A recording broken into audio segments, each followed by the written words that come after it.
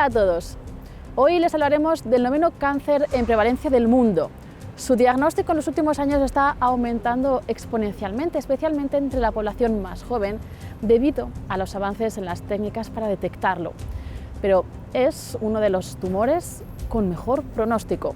Hablaremos de cáncer de tiroides y lo haremos con una auténtica experta en la materia, Elisa Fernández, endocrinóloga, coordinadora del Comité del Cáncer de Tiroides y responsable de la consulta monográfica del cáncer de tiroides del Hospital General Universitario Gregorio Marañón. Son las únicas células del cuerpo que son capaces de captar yodo. Esto lo que hace es que, por ejemplo, para este tipo de tumores podamos contar con un tratamiento con yodo radiactivo. Vamos ahora con las noticias de la semana.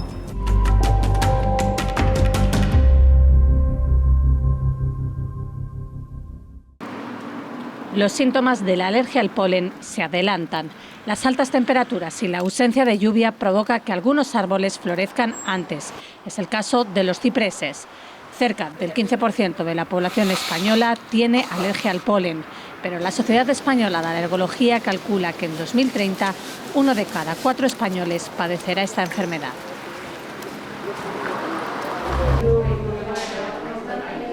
Cada año en España se detectan 1.500 casos de cáncer infantil. En Castilla y León son de media 53 casos nuevos anuales. No tiene demasiada incidencia, pero sí poca inversión en investigación. En el Día Mundial contra esta enfermedad, las asociaciones han pedido que se desarrollen programas para el seguimiento de los niños y adolescentes que superan el cáncer.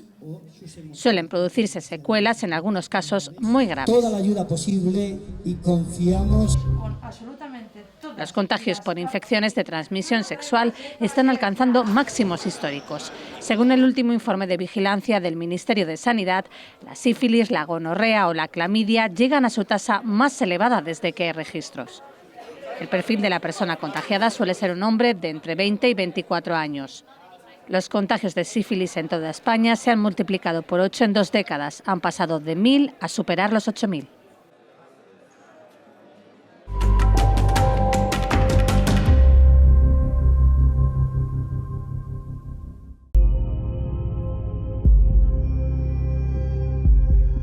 Es el 9º cáncer más frecuente en el mundo y creciendo porque en la última década los casos de cáncer de tiroides se han duplicado. Afortunadamente, la mortalidad no ha seguido la misma tendencia, porque estamos ante uno de los tumores con mejor pronóstico. En algunos de sus tipos, hasta un 99% de supervivencia a 5 años. Pero para conseguir este objetivo, son claves la detección temprana y la atención por un equipo multidisciplinar especializado, como el que dirige Elisa Fernández. Ella es endocrinóloga en el Hospital Gregorio Marañón. Allí coordina el Comité del Cáncer de Tiroides, que reúne a especialistas de distintos campos. También es la responsable de la consulta monográfica del cáncer de tiroides. ¿Estamos ante uno de los cánceres más frecuentes? El cáncer de tiroides es la neoplasia endocrina más frecuente, pero en general está en torno al 2-3% del total de cánceres del cuerpo. Sí estamos ante uno de los tumores con mejor pronóstico. Ese buen pronóstico hace quizá que no sea tan conocido como otros de los cánceres que mencionabas. Probablemente no solo el buen pronóstico, sino que no es tan frecuente, ¿no? Al final hay una lista larga de cánceres y el de tiroides está en la mitad para abajo, ¿no? Entonces hay otros mucho más conocidos. Es verdad que tiene muy buen pronóstico en general, son tumores de crecimiento lento y el pronóstico es bueno y tienen un comportamiento un poquito diferente que otros tumores del cuerpo. ¿Al tratarse de una glándula? Bueno, no exactamente al tratarse de una glándula, sino al tratarse de la glándula de tiroides. En general, los cánceres de tiroides se desarrollan a partir de, sobre todo, las células foliculares diferenciadas de tiroides, que lo que hacen es sintetizar y secretar las hormonas tiroideas y son las únicas células del cuerpo que son capaces de captar yodo. Esto lo que hace es que, por ejemplo, para este tipo de tumores podamos contar con un tratamiento con yodo radiactivo, que es el único órgano o glándula del cuerpo con el que tenemos esa posibilidad de tratamiento en los casos en los que sea necesario utilizarlo. Quizá el punto de partida para explicar este cáncer sería explicar realmente qué es el tiroides y cuál es su función, ¿no? Sí. La glándula tiroides, bueno, la tenemos aquí en la parte central del cuello, es una glándula con forma de mariposa, con dos lóbulos, y sintetiza y secreta las hormonas tiroideas, que al final influyen en todo el organismo. Su forma, unas alas de mariposa, puede aparentar sutileza o fragilidad. Sin embargo, reúne las funciones de un centro de control. El tiroides es una glándula única porque es de las pocas glándulas que cualquiera de nosotros nos podemos tocar simplemente presionando la zona anterior del cuello. Es una glándula que tiene forma de alas de mariposa, pequeñita, pesa de 10 a 30 gramos y produce unas sustancias, las hormonas tiroideas, que prácticamente regulan la función de la práctica totalidad de las células del organismo, porque actúan a nivel nuclear. Esta glándula genera 3 tipos de hormonas, la T3, la T4 y la calcitonina. Tienen una responsabilidad básica en nuestro bienestar. Regulan desde la temperatura, a la frecuencia cardíaca, a la sudoración, a los niveles de colesterol, ayudan a colaborar con los niveles de glucosa, tienen un espectro de acciones básicas en el metabolismo. Para producir estas hormonas, la tiroides necesita un elemento químico, el yodo.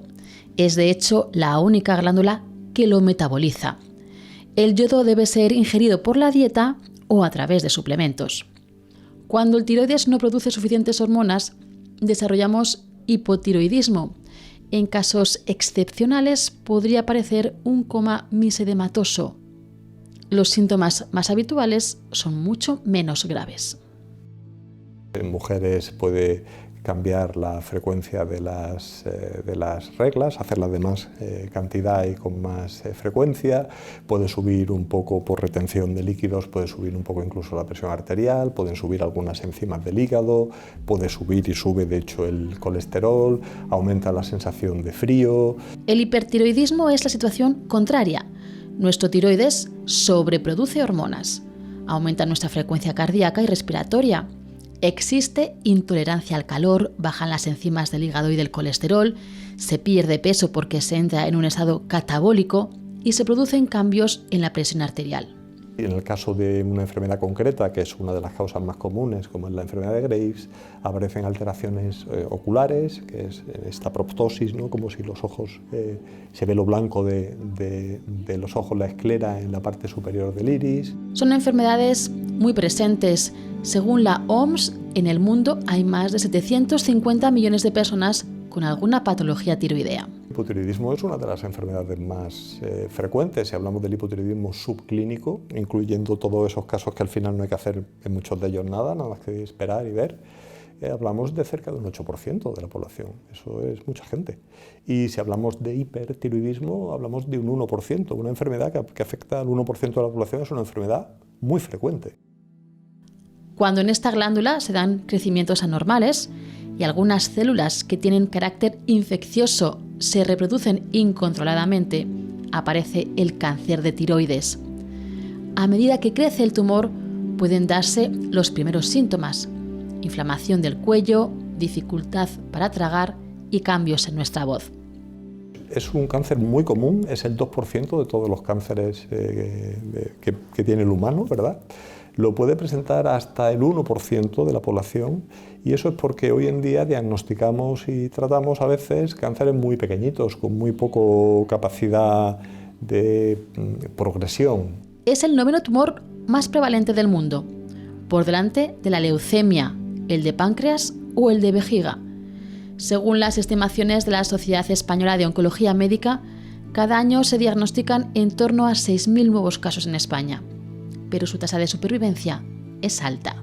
Si hablamos de carcinomas de células foliculares, carcinomas diferenciados de tiroides, la supervivencia en general es superior al 95% a los 10 años. O sea, es raro que un cáncer de tiroides no vaya bien, con un pronóstico excelente. En la mayoría de los casos, el cáncer de tiroides es una enfermedad crónica que podemos tratar y seguir adecuadamente, tenemos muy buenos marcadores, y para los excepcionales casos que no van bien o que tienen otras estirpes celulares que son muy poco comunes, tenemos cada vez más opciones de tratamiento. Para ello, lo primero es el diagnóstico. Una palpación de cuello dará paso a otras pruebas, como análisis de sangre para analizar los niveles de las hormonas tiroideas, pruebas de imagen como ecografías, resonancias o TAC, biopsias o pruebas genéticas. Hablábamos antes de la prevalencia. ¿Qué evolución está siguiendo esos tumores?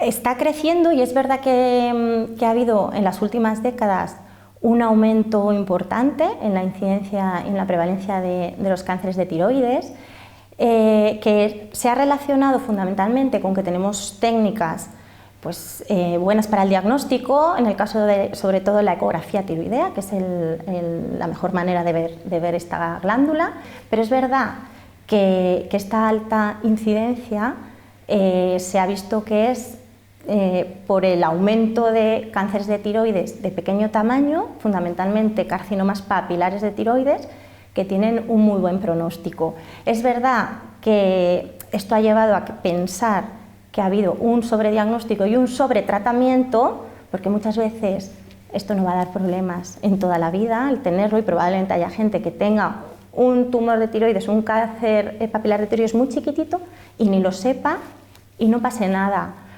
Pero es verdad que no parece que la alta incidencia sea solo por esto, o sea que probablemente esté aumentando realmente. Que haya algún factor ambiental quizá que lo esté favoreciendo. Efectivamente, hay estudios sobre eso para poder identificar y de alguna manera llegar a conocer mucho más sobre el mecanismo por el que se produce, factores ambientales que pueden influir y con todo esto luego poder prevenir. ¿Este aumento en los diagnósticos se está dando en algún colectivo específico? Bueno, es verdad que el cáncer de tiroides sobre todo lo vemos en gente relativamente joven. En mujeres es mucho más frecuente en mujeres que en hombres. Esto no está todavía del todo claro el por qué es. Es un cáncer que es excepcionalmente raro en niños, afortunadamente. Y es verdad que, como casi todos los cánceres, están aumentando en incidencia, en prevalencia, pues porque tenemos más población, porque la población tiene más edad, y que probablemente haya factores ambientales, como puede ser la obesidad, que se relacionan también con el cáncer de tiroides. Hay un único componente que está muy claro que sí que se relaciona con el cáncer de tiroides, y es la radiación ionizante. El haber recibido radiación, sobre todo en etapas tempranas de la vida, aumenta mucho el riesgo de cáncer de tiroides. Has hablado de distintos tipos de cáncer de tiroides. Imagino que el pronóstico también variará en función de la tipología. Varía, efectivamente, en función de la tipología del cáncer de tiroides, de la edad del paciente, del estadio en el que nos encontramos cuando lo diagnosticamos. No es lo mismo un cáncer que diagnosticamos que está dentro del tiroides a uno que ya está extendido. Es verdad que, afortunadamente, entre el 80-90% aproximadamente de los cánceres de tiroides son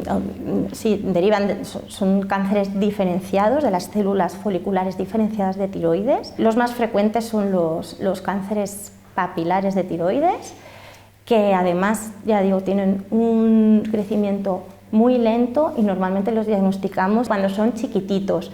Hay otras células en el tiroides que se llaman las células C o parafoliculares, y que podrían dar lugar a cánceres medulares de tiroides. Tienen un comportamiento completamente diferente.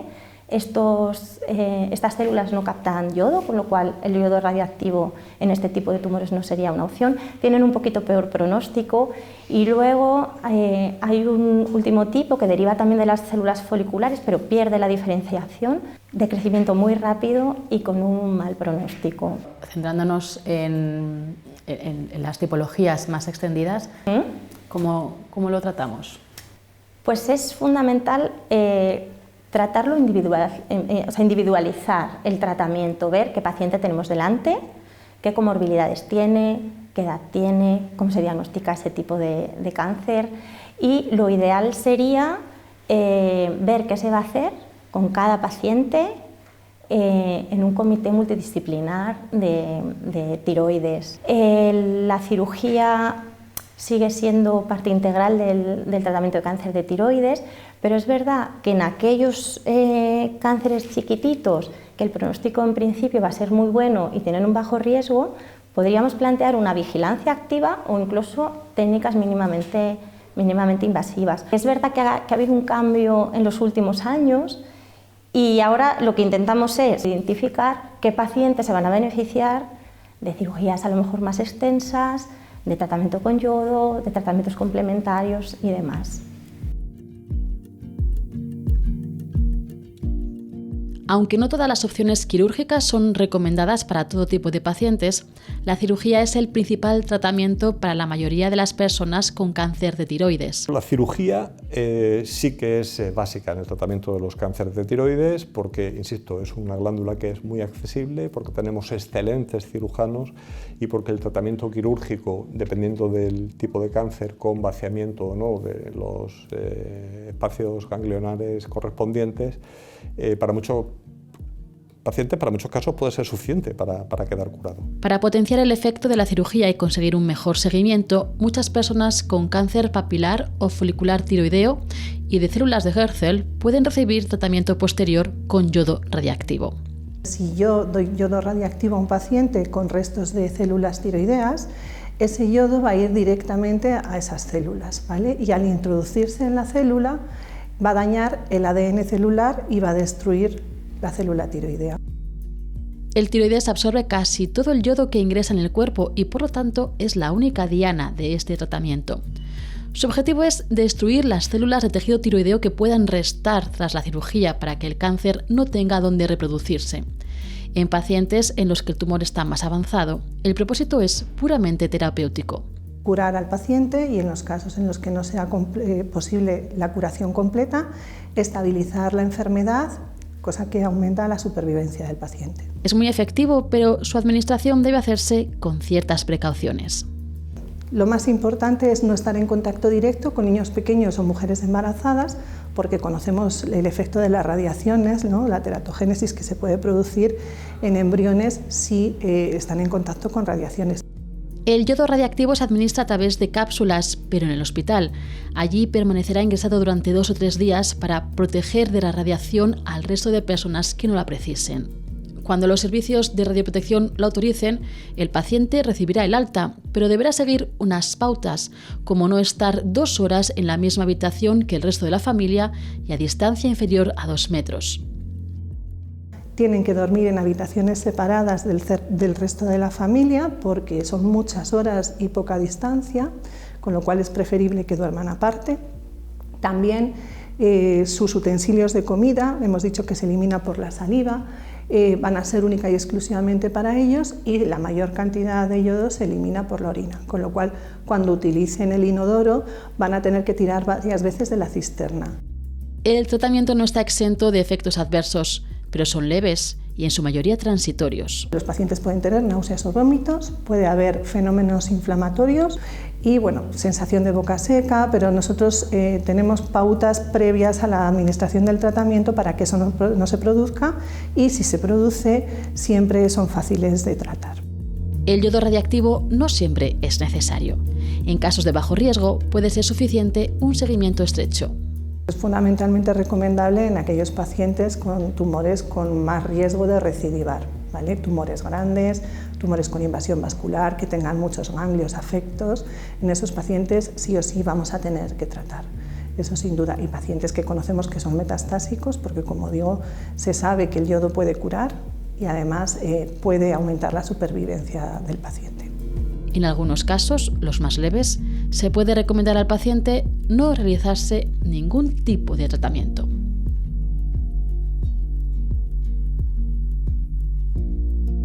¿Es frecuente que ese tipo de cáncer sea reincidente, que haya recidivas?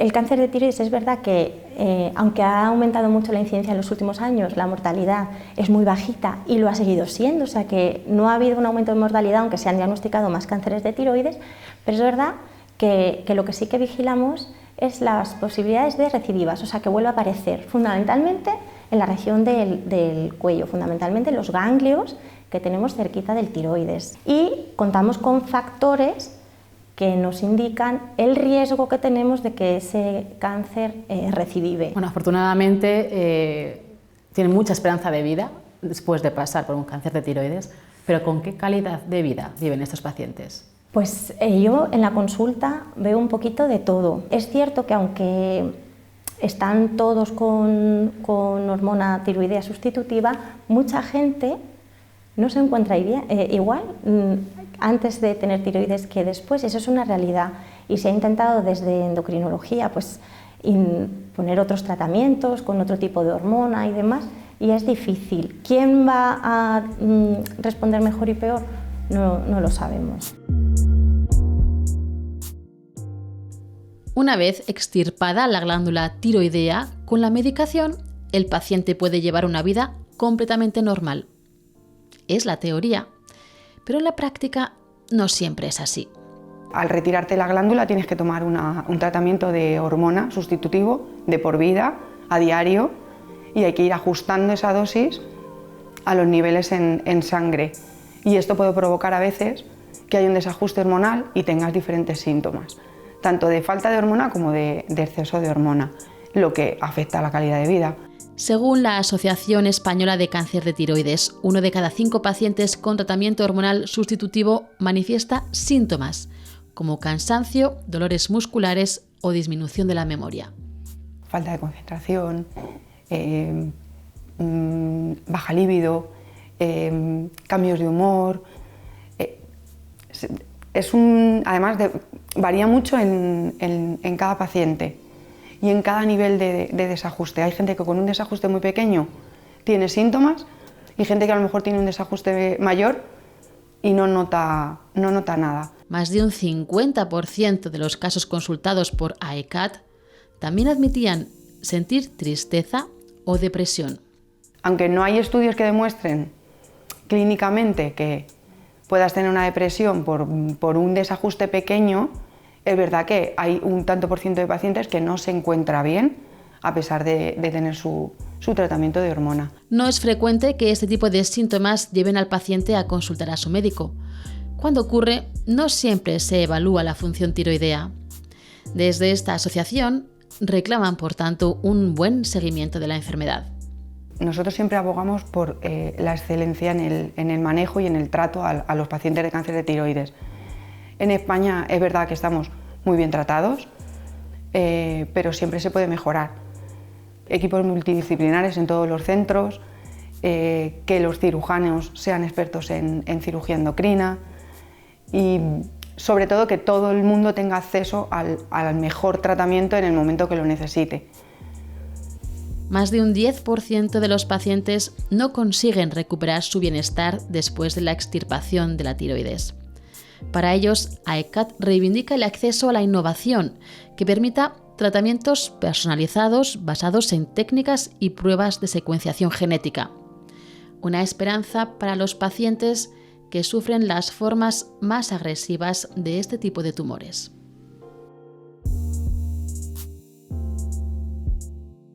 ¿Cuál es el futuro de esta enfermedad? Claro, es activa y dinámica la investigación, afortunadamente, en el cáncer de tiroides. Hoy en día es verdad que conocemos mucho la biología molecular y las bases genéticas de este tipo de cánceres. Tenemos muchos de los genes que provocan el cáncer de tiroides pues han sido descubiertos y las vías de señalización, pero queda todavía mucho por hacer. La investigación en cáncer de tiroides, pues eso, ver un poco qué factores ambientales pueden producirlo para prevenir y demás. Tratamientos, intentando también ver, ¿no? que no disminuya la calidad de vida del paciente. Para aquellos pacientes que tienen cánceres pues un poquito más agresivos, que progresan y demás. Contamos con terapias, pero bueno, se sigue investigando en terapias específicas, diana, de aquellas mutaciones que encontramos, que serán las que mejor respondan, pero que bueno, que se sigue trabajando en ello.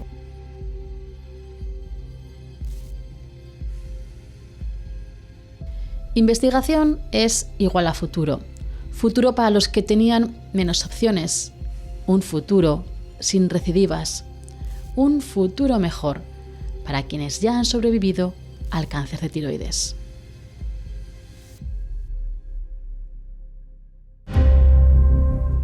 No solo la esperanza de vida es importante, también lo es la calidad de vida.